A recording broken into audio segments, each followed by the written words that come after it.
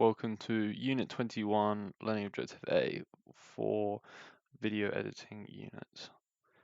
First of all, I'm going to go over sort of what is editing. And basically, it's the way that an editor can create, firstly, a narrative. And you can do this through a variation of ways that I'll go over later, but it can be anything from jump cuts to fades to the way he organizes and compiles all of the footage. This all creates a meaning for the audience when they're sort of watching. Um, Next, sort of you can be an editor and you can have special effects. These editing techniques are they can give like characters abilities. They can really develop. It's mainly for story. So that's sort of what the continuous and non-continuous editing styles are.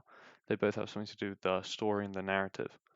Like I said at the bottom, also you can break the narrative, and this is just in a way the non-continuity editing, because it breaks the narrative of the story, bringing the audience out of the immersion, and this therefore is just something that is it has an effect, but I'll go over that later. So firstly, continuity editing. Basically, it's mainly used to create the illusion of consistency in time and space in the media text. So basically, this means if I had a film and if it had continuity editing, it would feel like you're watching this real time. So it doesn't feel like you're not. It doesn't feel like you're watching it. It feels like you're living in it, and it really takes away the whole concept of the time that's on in the film.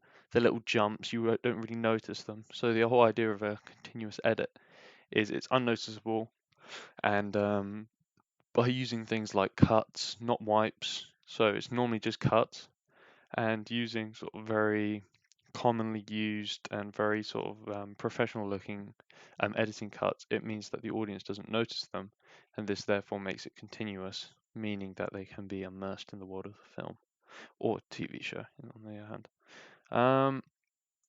On the other hand, non-continuity editing is basically the opposite. So it's where the director slash editor is able to bring the audience back out of the film, and it means they can sort of have a think about what's just happened on the film. It basically can add more impact to something that happens. Also, it can be sort of in a strange like comedy. You can have it, and it's the editor may want the audience to, just quickly have a word with their friend. It's like in a comedy or something. So it can if it breaks the fourth wall or something, it can bring you out of it to sort of look at your friend and think, wow, look at that. And then it brings you back in. This is sort of one of the more sort of effective ways it's used sort of nowadays anyway.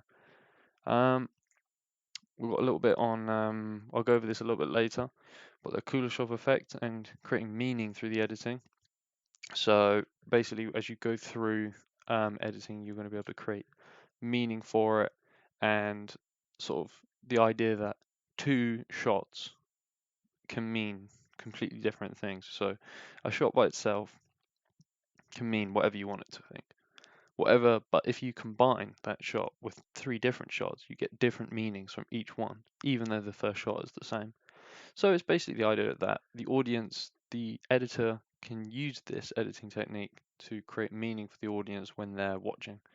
And it's quite a, I'd say, complex theory, but the way that the editor is able to make the audience think what they want is very effective at sort of drawing them in and creating a good narrative. Anyway, first of all, my first example. So this is a historical continuity editing example. It's from City of God, 2002, and it's basically the opening scene of City of God. So the idea is, seamless editing is the idea that you don't notice cuts.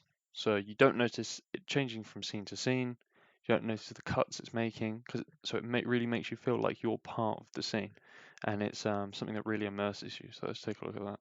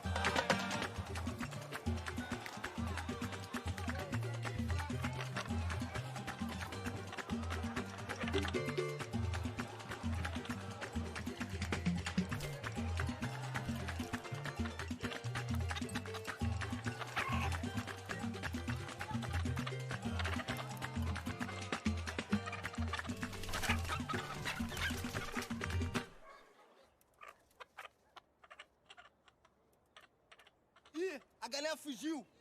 Ó, rapaz, você aí, meu irmão. Pega a galinha, segura a galinha aí, rapaz. Vambora, porra!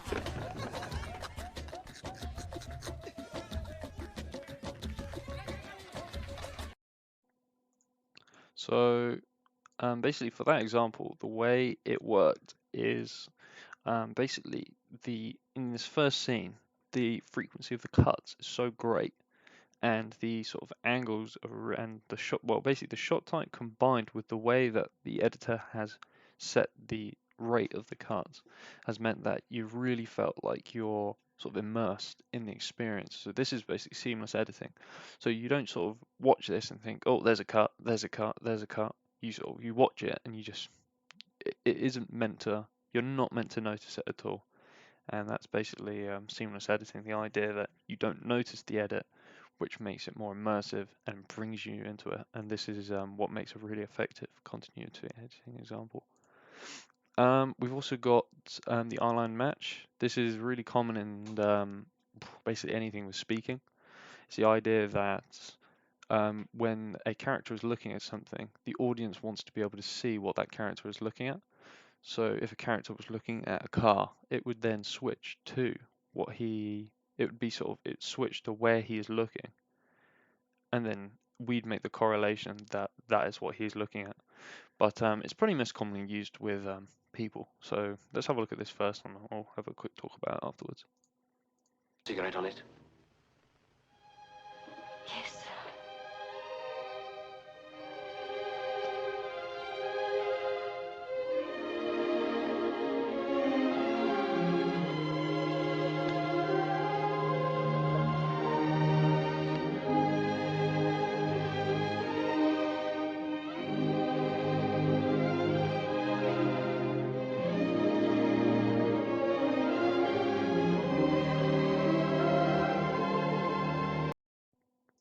So basically within this scene, we can see, first of all, we get to, I'll just turn it down a sec.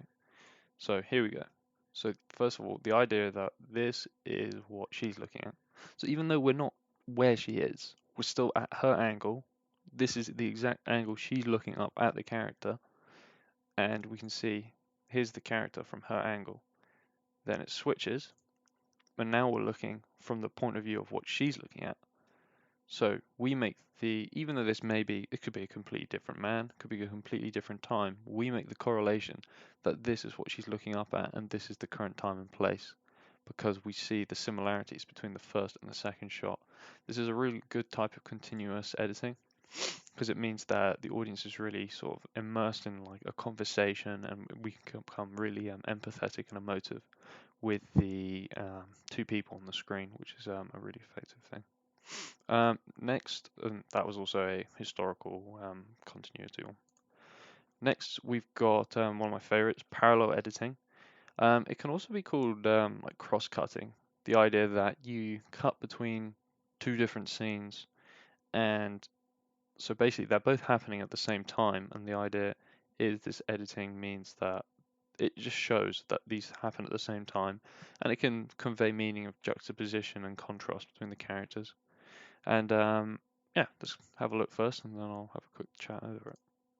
Michael Francis Rizzi, do you renounce Satan? I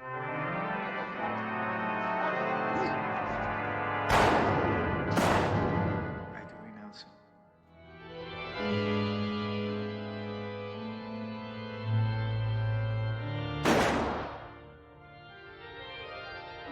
And all his works?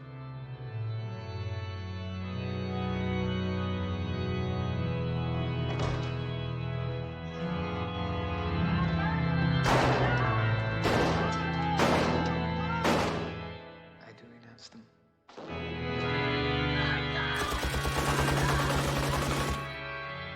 And all his pomps? I do renounce them.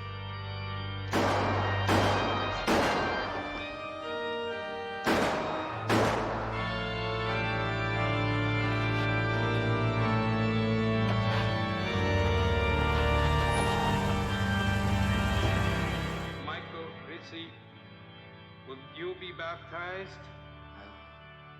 In nomine Patris, et Filii, et Spiritus Sancti. Michael Rizzi, go in peace and may the So first of all, this parallel editing of placing the baptism scene with the Michael, one of the main characters, and the basically the murders of all these mafioso bosses. It's just really effective at allowing the editor to be able to compare these, and it creates quite like a emotional effect, I think. So, for example, this is meant to be you got children in the back, you had a baby earlier. This is really meant to be something that's quite emotional for the audience, and then you just cross it and you have a parallel edit of something that's really gruesome and really sinister. And the idea that you would have watched the film and understood that this guy is connected to both of the scenes. One, he's getting baptized. The other, he was responsible for all of those murders. And then this really, it just really allows the audience to sort of compare these sort of editing styles. I wouldn't say this is too. It doesn't it isn't integral to the narrative of the story, but it really is just an effective way at comparing, and it can be used in sort of a couple of other ways as well. And but yeah, that's it. So we'll go on to the next one, which is match cuts. I've got quite a few examples. The one I'll talk about is Scott Pilgrim versus the World. I might talk about one of the others, but it's the idea that you don't see it too much, but basically it's a transition from one shot of different context to another, which is again different from the first. And it allows you to sort of move from one really different one to one really different one again. But that's sort of something that is quite good because it means you don't really, it means you can move away. If you're staying on one part of the story too much, you can just move away from it. And it's not something that really matters. So you're not going to be sort of penalized for that. So let's have a quick look. I'll start from the beginning. Match cuts look like this. So I'll be ignoring the voices of the people.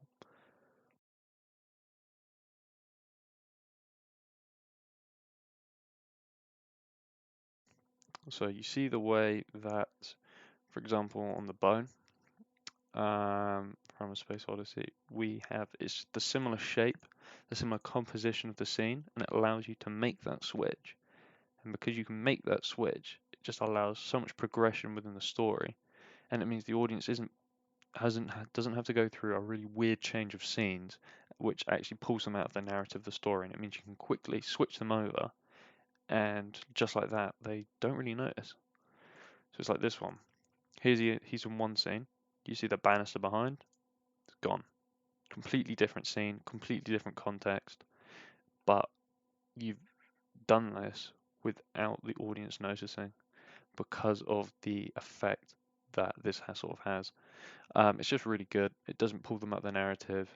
It is just a really effective continuous editing example.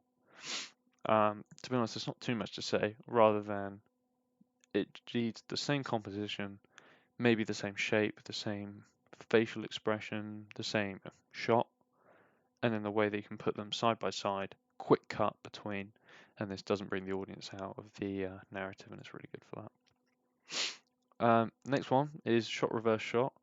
This is really similar to the eyeline match, but the idea is you have one shot and then you have the opposite of it. So if he's looking at TV, then you have it from the TV's point of view afterwards. But it's really common in things like speech and sort of talking between characters. So let's have a quick look at that first. Whatever you're working on, what's the timeline? It's not urgent, if that's what you're asking. So why are you asking? Teddy Doyle just came to see me. I thought he retired. He did, but situations come up, and he asked for my help. What kind of situation? The kind that includes Kurt Baxter buying his old company and laying off the whole factory. And if you're coming to me to stop Baxter from doing that, it must mean that there is no way we can. Just like there was no way for you to sue your own client in a class action or get into the New York State Bar after going to prison. You're right. I do leap tall buildings. So basically, the main thing I will talk about in this is from here. This is one scene.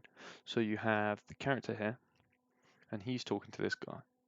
And suddenly you'll see, bang, switch.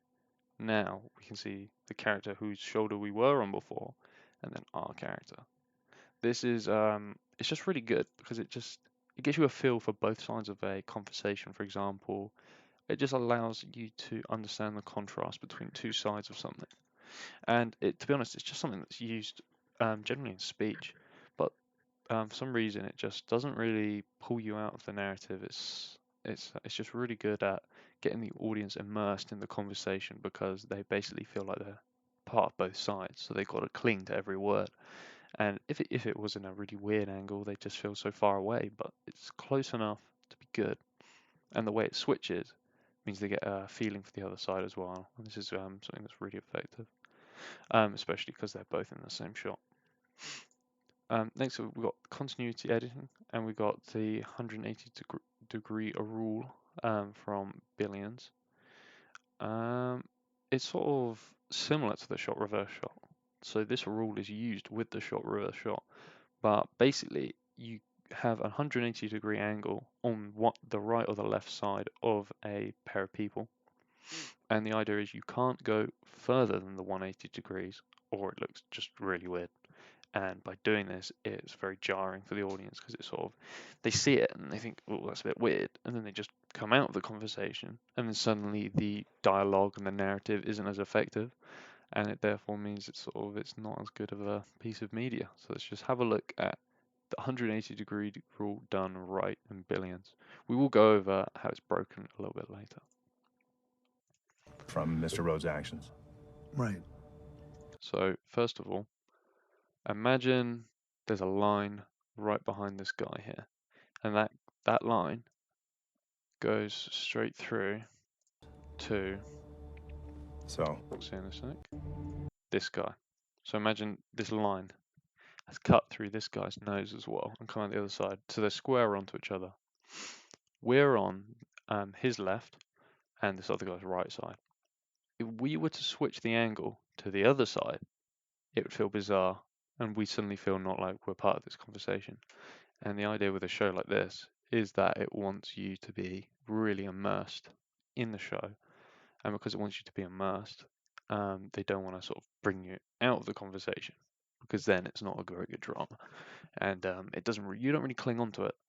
So this is it's quite a simple idea, but the idea that sort of the 180 degree rule is just important for anything because it just makes it look professional and it's just effective at keeping the audience sort of involved. Cool.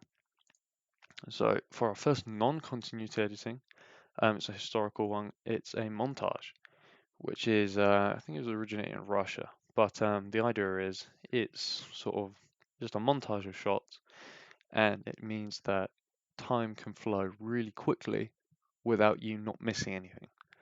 So in this case, it's Rocky, and it's him training and running around, getting fitter. But so we see everything he does, but we don't have to watch him train because that would be boring. So it compresses so much time into a small amount of time without us missing anything. So let's have a look.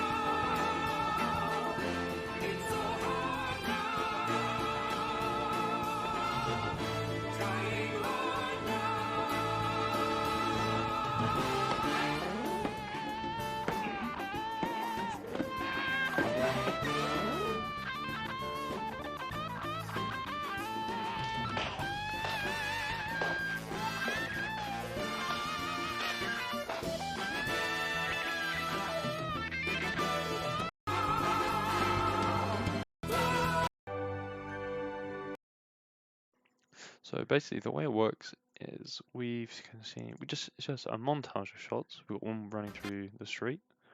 Then we go on to him in the boxing room. So he's now training in here.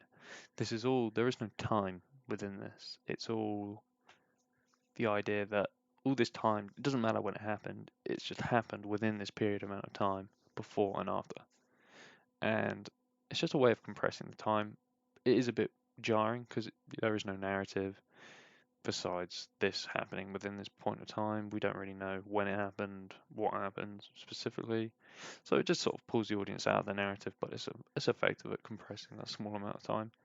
It can also be used sort of comedic purposes now in some more modern stuff, but that's probably the only other use for it. Cool, so for the next one, I said I'd go over the Kuleshov effect before, and it's the idea that the audience can sort of derive meaning. So two shots create meaning, whereas one shot, there's more meaning in two than one in isolation, just as it says here. So let's just have a quick look.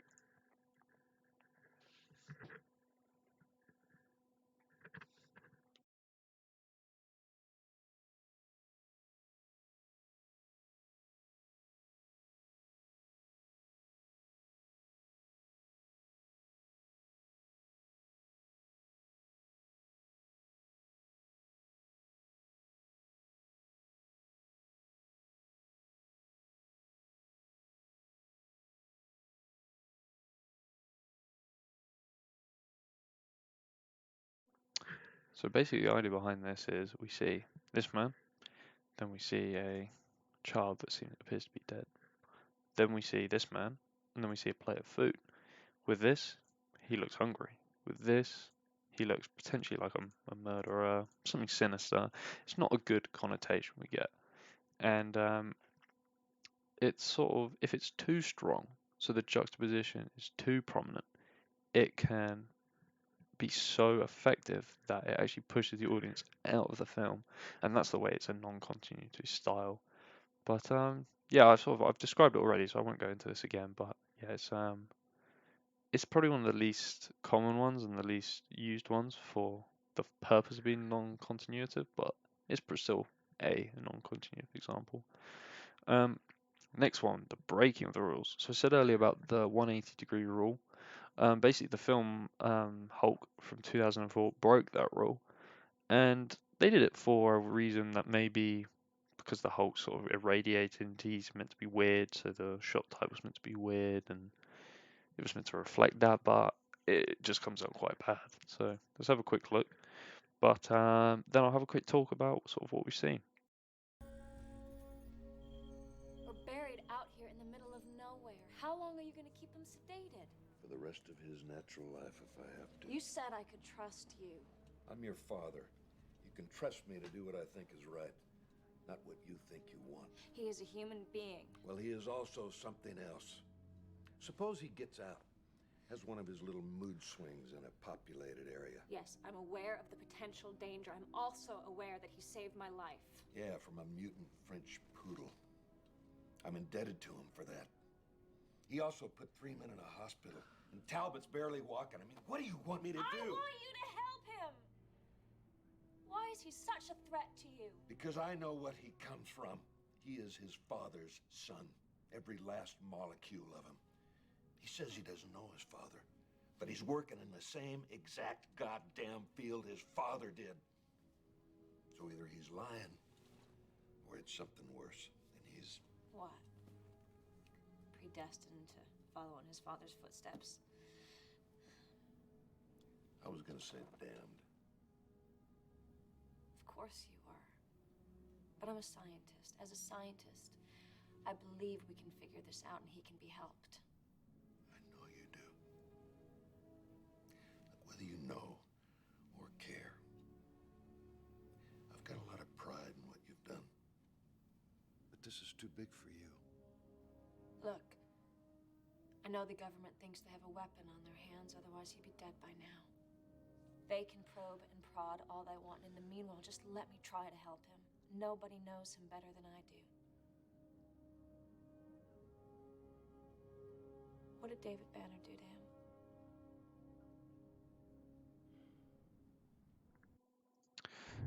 So, basically in sort of this film, just wait for the advert to finish. The idea is, at this point, we're on her right, his left. And now we're still on her right, his left. Let's see if there's a change. Still the same, still the same. Now we're on her left and his right. So the way they've broken the 180-degree rule, it's a lot of personal opinion, and to be honest, it was broken pretty well. The way he was swiveling in his chair and the way that the camera was sort of panning. So they edited it together well.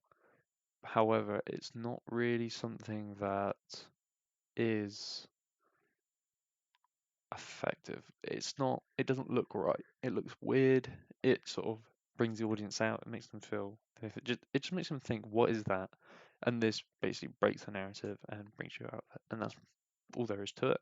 So the idea that is, if you break one of these rules earlier, it can have the opposite effect of continuity and become non-continuity, and it's probably quite effective in that sense. The jump cut, really not used very often. It's when you take a shot of similar composition and it's sort of the angle of the shot doesn't really change, but then everyone in the scene just suddenly changes. So let's have a look first.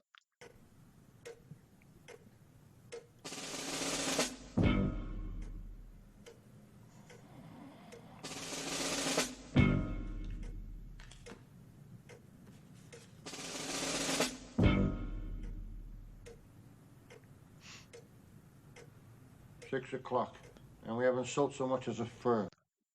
So the idea is, this has been used to sort of pass the passage of time. It's jarring, it's quick, it feels weird to watch. It's good in some senses. For example, this was Little Shop of Horrors, 1986. It's a bit of a weird film, but that sort of it reflects the film. In most cases, though, you just never use this because it pulls the audience out, and it doesn't make them feel very good when they sort of watch it. It's quite a rigorous change. It also breaks the 30-degree rule of changing the angle of a shot when you cut, and this pulls you out sort of even more and makes it sort of really non-continuous, and the audience just is not immersed. We've also got sort of going on to the both non-continuous, continuous, and the non-continuous is slow motion. So, in my opinion, it can definitely be both. So I think the sort of the non continuous would be something like The Matrix. So I'll have a quick look and then I'll just explain why that's the case.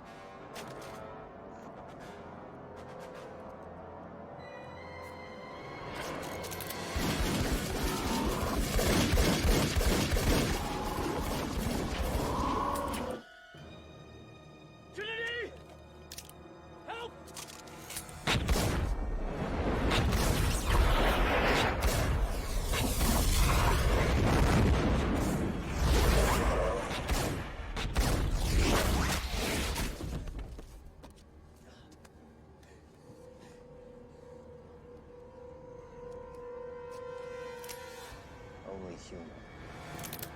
Dodge this.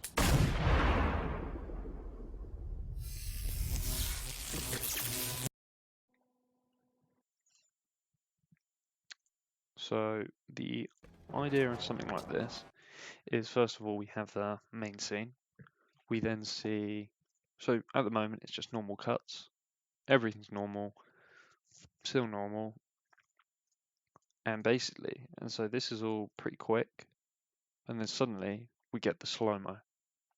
And let's see how long this lasts. So starting from 20.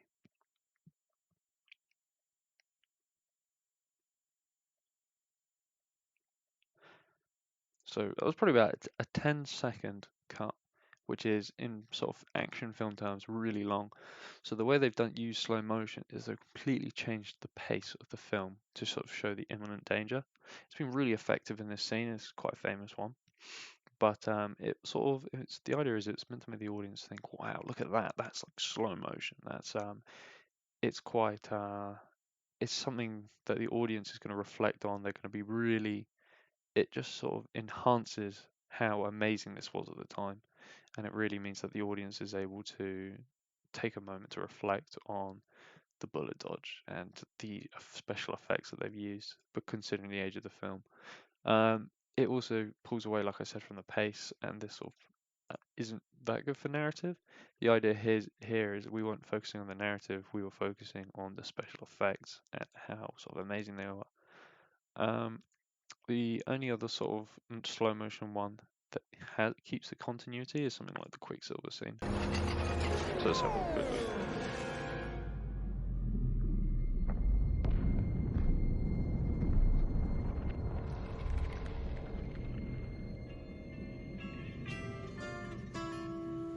If I could save time in a bottle, the first thing that I'd like to do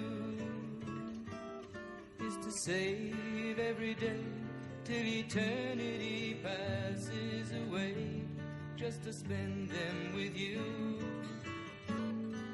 If I could make days last forever, if words could make wishes come true, I'd save every day like a treasure, and then again I would spend them with you. But there never seems to be enough time to do the things you want to do once you find them. I've looked around enough to know you're the one I want to go through time with.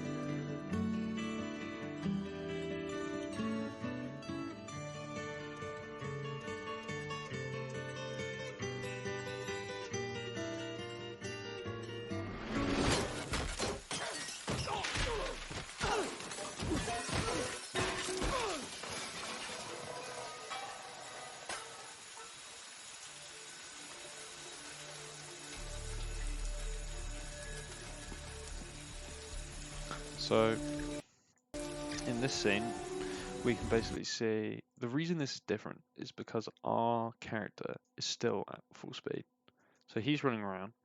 He's still, even though this bit's a little bit slower, we're still in time with him. So everything else is slow. It's slow motion, but there's still an element that we can sort of move along with in time. And this basically makes it a more of a continuous sort of style of editing, and it doesn't really pull us out of the narrative in this case.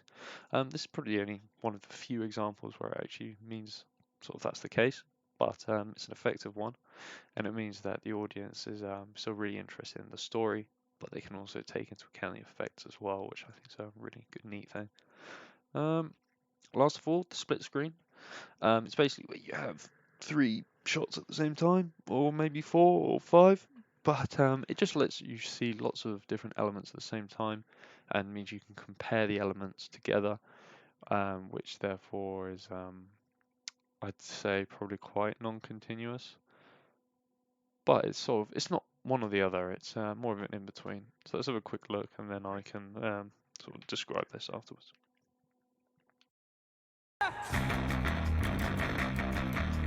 This is the beginning of the song. I'm hearing voices, animal voices, the tremor of corn, the feminine of it, still reaching my threshold, staring at the tree till I'm blind. My body's stupid, stereo putrid, spewing out music in the raw sewage, reaching my threshold, staring at the tree till I'm blind.